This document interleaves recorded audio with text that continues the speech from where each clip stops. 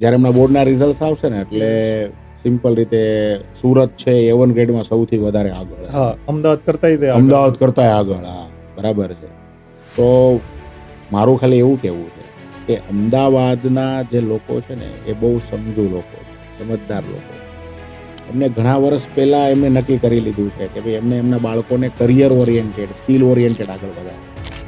બરાબર છે. એમનો ફોકસ A1 ગ્રેડ નથી.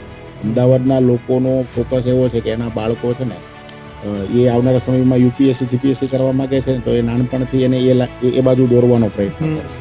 બરાબર છે. એન્જિનિયરિંગ કરવા માગે છે તો સારી કોલેજમાંથી એન્જિનિયરિંગ કરવા માટે નાનપણથી જ એને એ દિશામાં એમને આગળ વધારશે. કોઈ CA બનવા માગે છે તો CA ના ફાઉન્ડેશન સાથે કામ કરાવશે.